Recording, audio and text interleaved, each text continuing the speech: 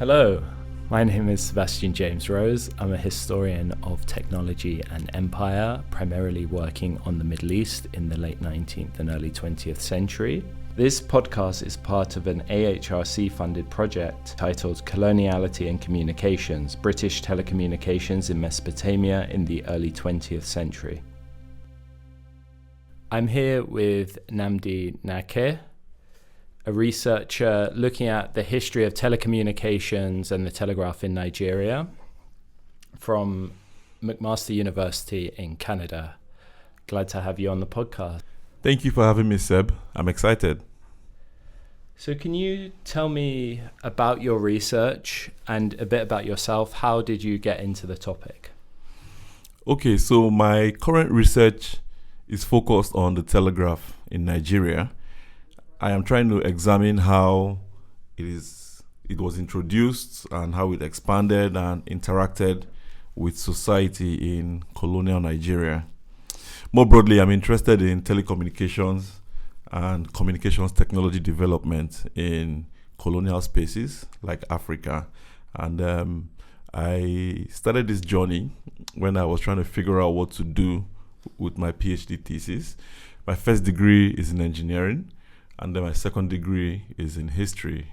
And I wanted to do something that brought these two fields together. Originally, I started looking at the data systems and technologies that colonial administrations used for population management in the colonial era. And I was looking at Nigeria and Kenya.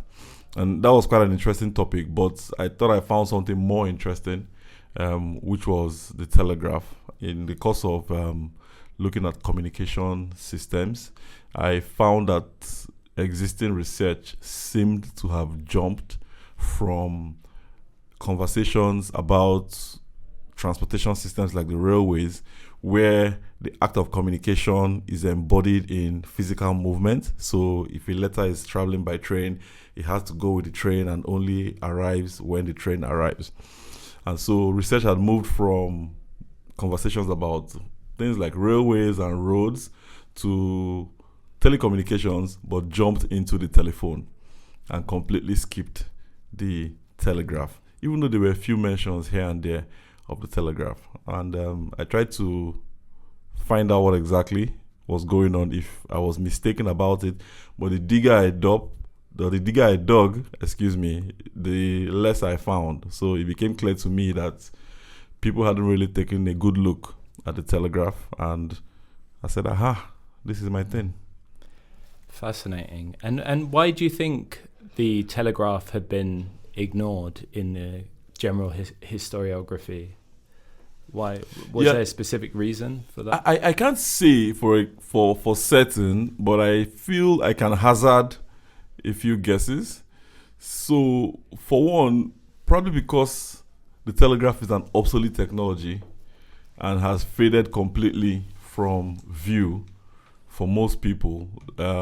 It's thus never really just became important as studies of Africa began to grow and expand. A lot of African studies has also developed out of the post-colonial era, so starting from the mid-late 50s, up until the 90s. Prior to that, it was mostly European scholars who were focusing on Africa, and a few of them spoke about a number of things, but I haven't found anything on the telegraph from that era.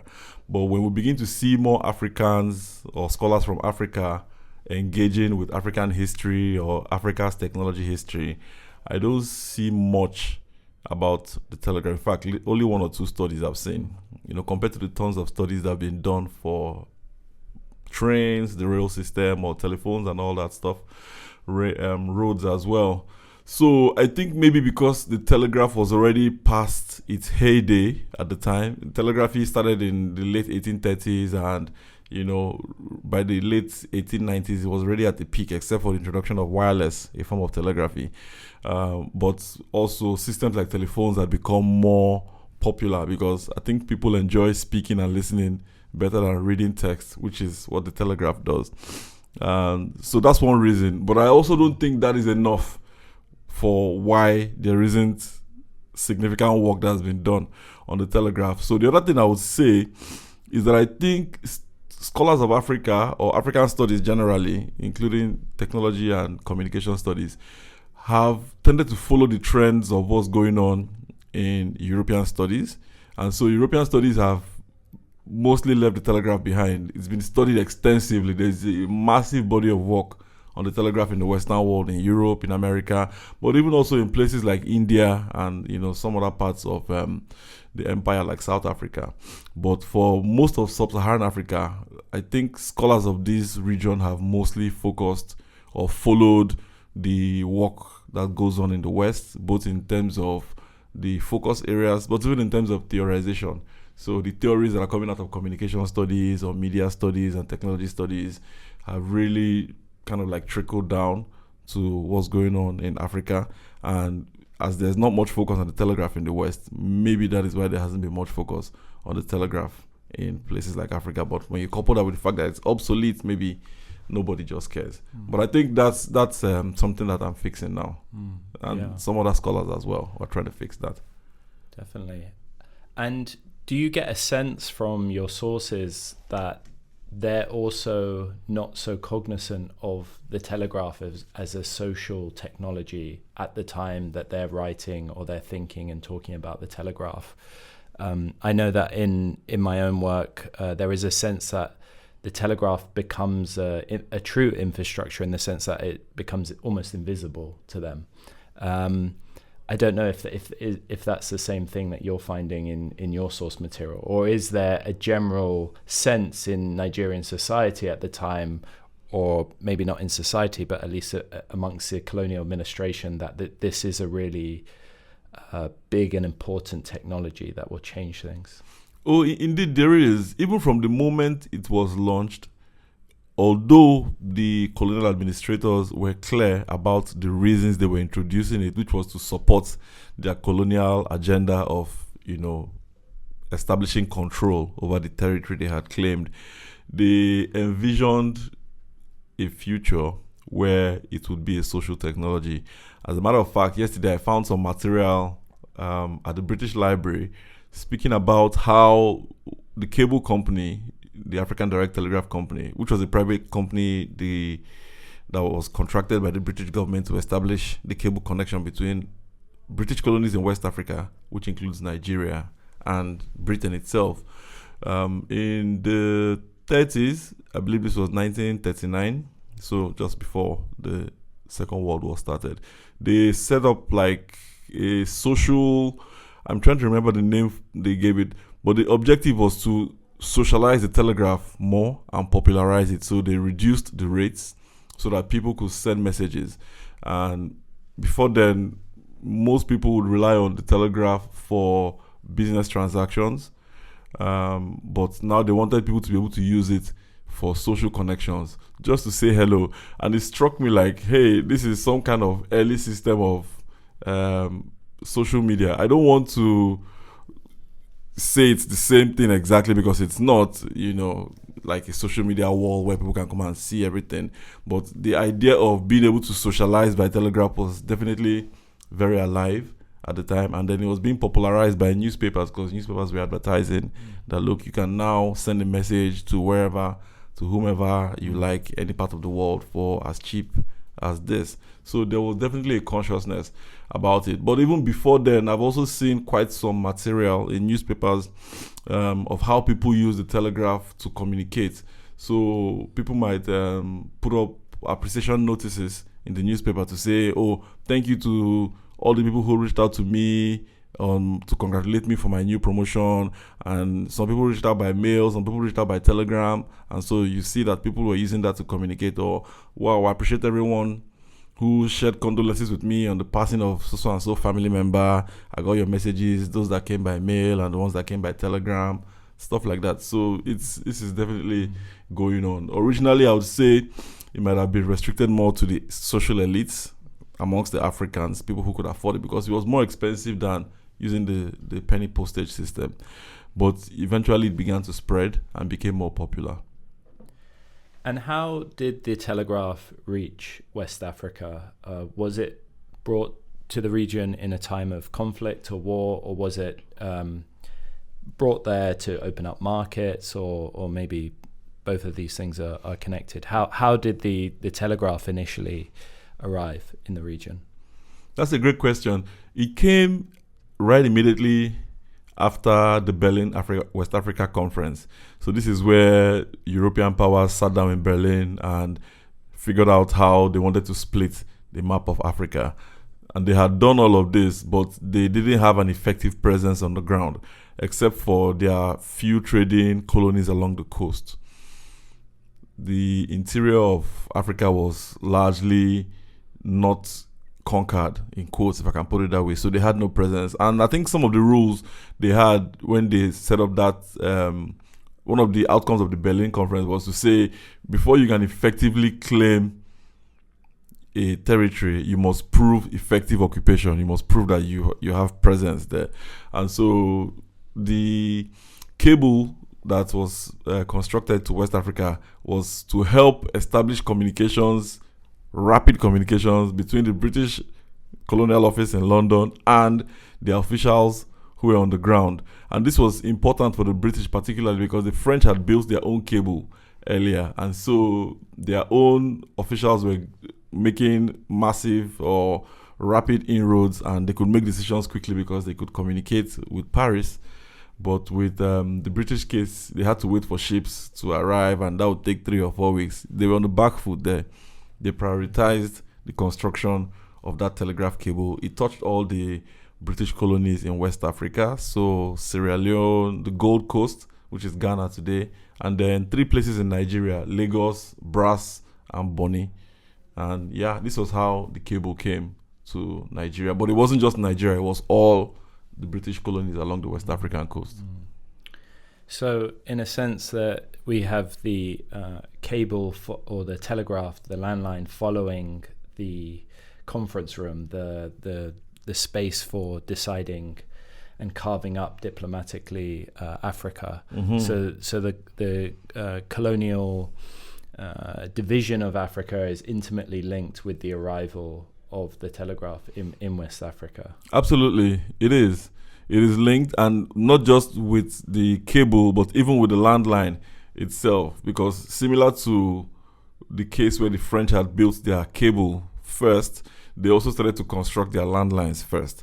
And so as they drove inwards into the hinterlands, sometimes as far as 1,000 miles in, it was difficult for the British to communicate. It would take you 3 weeks or 4 weeks on foot or by boat, or combination of foot and boat, to get to the coast where the cable was. But the French had their own cable, which meant they could communicate by telegraph from the hinterland to the coast and then send by a cable to Paris. So the British realized they needed to construct their own landlines as well. So in a sense, we also see some limitations to the cable, because the cable could communicate from the coast, but it couldn't communicate with the hinterland, and that drove them to construct the landlines and connect both of them so that they could, have communications not just with the coast, but even with their officials in the hinterland. Yeah, so the telegraph is intimately intertwined with colonial conquest. And when the landline appeared in the region, do you get a sense from the source material that you're looking at that there is a response from local communities in and around this landline? How are they interacting with it, and how are they perceiving what this new technology is? There are different responses. Amongst the colonial elite, there was a sense that now we are a part of the British Empire. We're a better part of the British Empire. They really felt happy, some of them at least, if what I've seen in the material accurately captures their emotions. In fact, some of them gathered in the governor's house to send a message of thank you and congratulations to Queen Victoria, and she responded to say, thank you, my loyal subjects, and all of that. But this may be because Lagos, before the telegraph, was already a British colony. So they already had some system of administration and integration there. For the rest of Nigeria, where it was mostly just trading businesses, nothing serious, no real solid administration, I'm not sure that the reaction would have been the same. Maybe they may not have cared.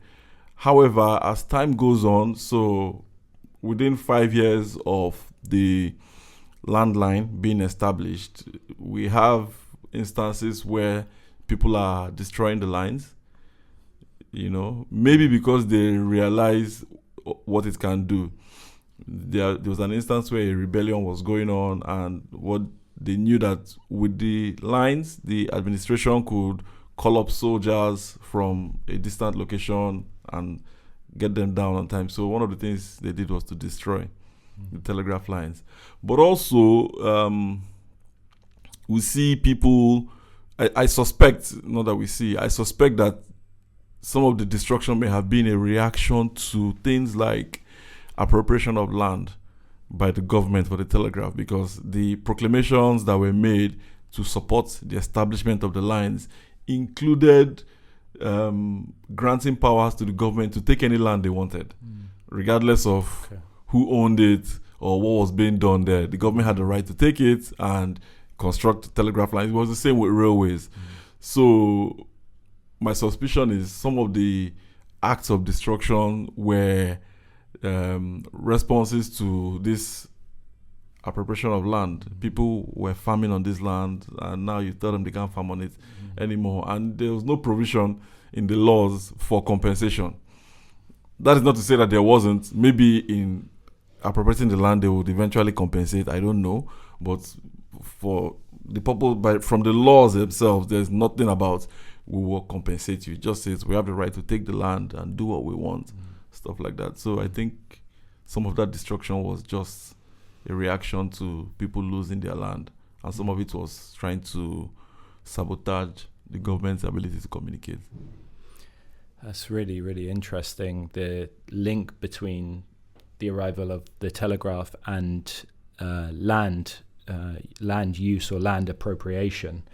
I wonder, is there in your source material ways in which this new technology, this new infrastructure is interacting with older forms of communication that are already established, maybe indigenous forms of communication or even earlier colonial forms of communication, such as the sending of letters via a steamship have you come across those types of networks in the way in which they're interacting with the telegraph?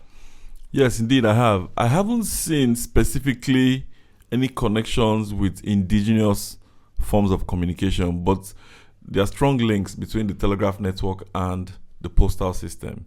So, first of all, maybe I should track back a bit and say that Nigeria today was 3 different colonies at the time. They were all British colonies. So there was Lagos colony, there was Southern Nigeria Protectorate and Northern Nigeria Protectorate, each with its own governor. So independent colonies, but all reporting to Britain, sometimes in competition with one another, and even having to collaborate sometimes on things like building the telegraph line. For example, the first telegraph line was a collaboration between the Lagos government and the Northern Nigeria government. Although when we think about the colonial period, we tend to think about it as just one space that was colonized by the British. It was amalgamated later in 1914. So, having said that, after the line between Lagos and Northern Nigeria was constructed, the Postmaster General fell upon the brilliant idea of using the linesmen as mail carriers. And so part of what the linesmen had to do every day was to go out and check the lines and make sure they were clear. There were no overgrowth from trees or any lines that had fallen from maybe the weather, wind and all that, and get it fixed.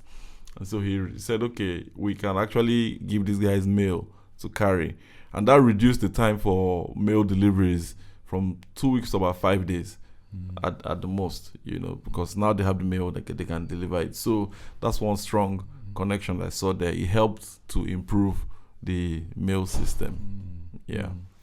Interesting. I think linemen, line guards, as they're sometimes called in other contexts, are really interesting to study because of the multifaceted roles that they're given. Indeed. I've also come across a similar dynamic in my studies in the Middle East. Interesting. I wonder, is there a I don't know how to phrase it, but a kind of racialization of the workforce to perform particular roles within the telegraph organization.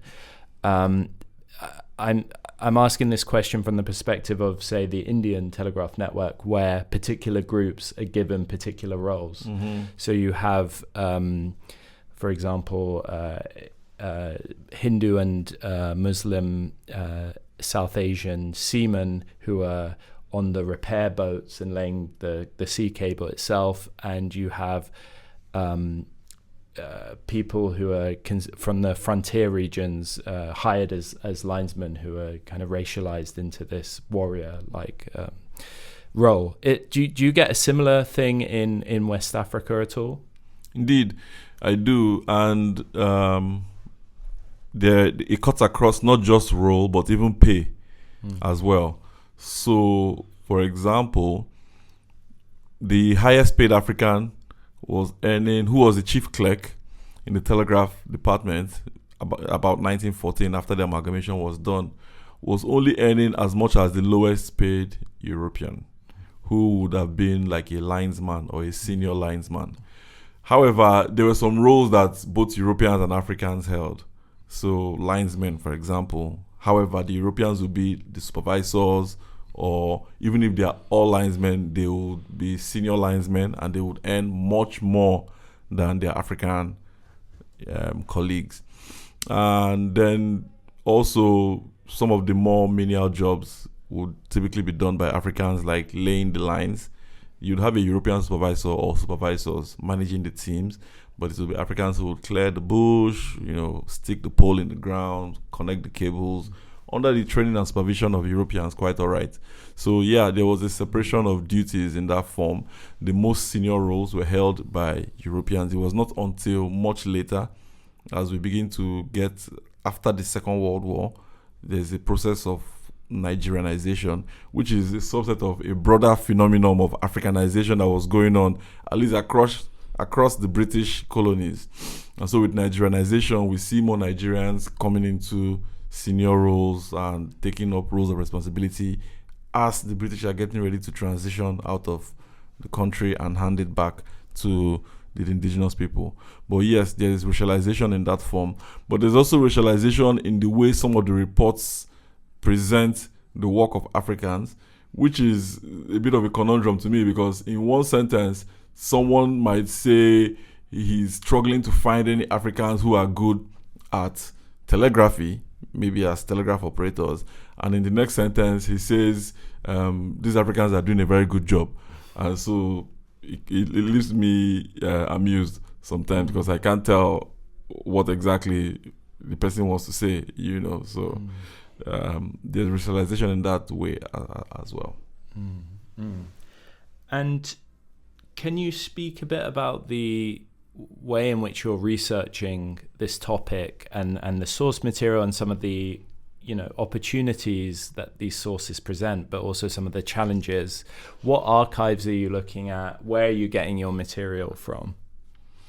Okay, so I'm using a wide variety of materials, cutting across different locations. So some of them are located here in the United Kingdom. The National Archives at Kew Gardens has been very, very useful resource. But I've also made use of archives in places like Nigeria, the country itself. Nigeria has 3 different locations where the National Archive is hosted. I've been to all 3.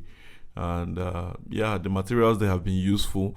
I think the benefit of going to a place like Nigeria to look is that when you compare the materials you look at in Nigeria to what you look at here, you can get a bit more of the local flavor from the materials in Nigeria. So if you talk about something like employment, for example, employment records at the National Archives here will focus on the British or Europeans who are employed with the telegraph system, while the ones in Nigeria may mention the British as well, but you definitely get details about Nigerians or Africans, because a lot of people came from other parts of the British Empire to work in Nigeria, at least from colonies like Sierra Leone and the Gold Coast. You have a lot of Africans from those colonies coming to work in Nigeria as well.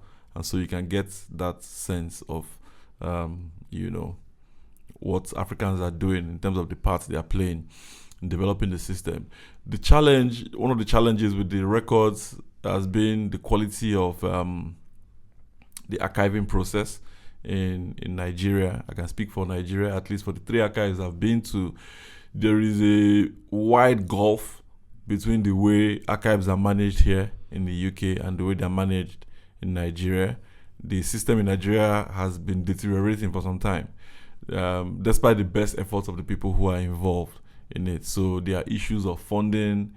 Even the UK archives complain about funding, but they're still way better than what's going on in Nigeria. So the archives there need more funding. I think it's a big opportunity, to be leaned into if more funding can be made available so that they can improve things like the cataloging process, the storage, and even also training for staff to make sure they can, because the materials are there is a lot to be gained from it, but because the system has not kept up with the times, it's almost a whole job in itself trying to figure out, how to go and where to go. But once you can find the materials, then you'll be fine.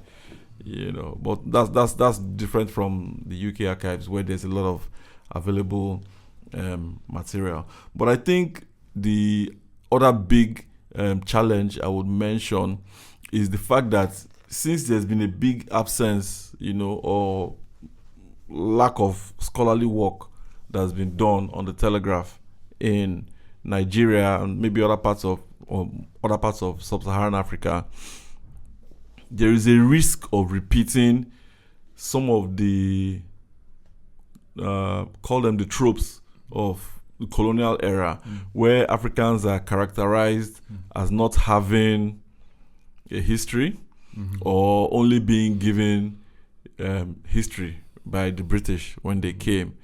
And so that risk repeats itself in terms of telecommunications history, where people might think we don't have a real telecommunications history. We'll talk about that a lot actually in Nigeria. So we didn't, as a country, have an extensive landline telephone network. It was there, but only for, maybe lower middle class and up. It wasn't a common feature. And then mobile phones came. Nigeria is the largest mobile phone market in Africa right now. Yeah, the average person has 2 or 3 lines or phones, that kind of thing. So there was a big jump, and people just tend to gloss over the telecommunications, history in terms of how we've grown from almost zero to a very high level of telephone penetration. The problem is even worse or even more exacerbated with the telegraph, because nobody really understands the extent to which the telegraph was integrated in Nigeria. Even up until the late 70s, people were still using telegrams to communicate, but today nobody knows about it. So the point I'm making with that is there is a risk of not understanding the way telecommunications has grown in Nigeria. And I can give an example of why I think so. In one of the materials I was reading about someone who was journeying through northern Nigeria in the 1910s, he said the locals described the process of sending a telegram in their own language. It is called bugawaya, which is to send to hit the wire, to send a telegram. Interestingly, that is the same phrase that is used today for making a phone call. So in northern Nigeria, somebody say bugawaya, they're saying make a phone call. I'll bet that many people don't know the origins of that word, and then someone who decides to investigate might wonder, why are you saying bugawaya? Because now we're not even using landline telephones, we're using mobile phones with no connection. So what is the wire about? What's the wire that you are calling? But this is something that comes from the period of the telegraph, and it's not there for people to really relate and see how this understanding of long distance communications by telegraph has now been transferred to understanding of communications of long distance communication by telephone. So there's that risk of there are historiographic gaps to be filled, there are epistemological gaps to be filled, and for the purpose of making sure that our history is properly captured, I think it's a big opportunity. It's a challenge, but also an opportunity. And I suspect that if we don't tap into that quickly, then maybe in 50 years, historians of communications in Africa will be going to China to go and find archives on what was happening in Nigeria, because China is a big player right now in Nigeria, and if we're not trying to fix these issues of, doing more work, scholarly work on systems that existed, making sure our archives are available, we'll find ourselves in a worse place in decades to come. Thank you. That was really extensive and interesting, and I felt like I learned so much from that answer to the question. And then finally, to finish off, what advice would you give to someone who's starting out in your field and wants to look more into telecommunications in Nigeria or in West Africa? What research advice would you give to that person? That's a great question. I think there is opportunity for collaboration. That is one of the things I'm very, very interested in. I try to take a multidisciplinary approach to my own work. So I think I found that there is much room, in terms of things that we can do. So anyone who's interested in the field should definitely see what kind of opportunities exist there. And then certainly do not be afraid to go wrong. So feel free to reach out to people who have more experience in the field, people who, are professors, postdocs, people who can share their thoughts with you, and see how you can incorporate that into what you're doing. Because I feel there is a lot to do in this space. You just have to dive in. So that's my advice. Just start, have fun, and learn. Thank you, Nnamdi Nnake, for your interview. Thank you, Sebastian. I had fun.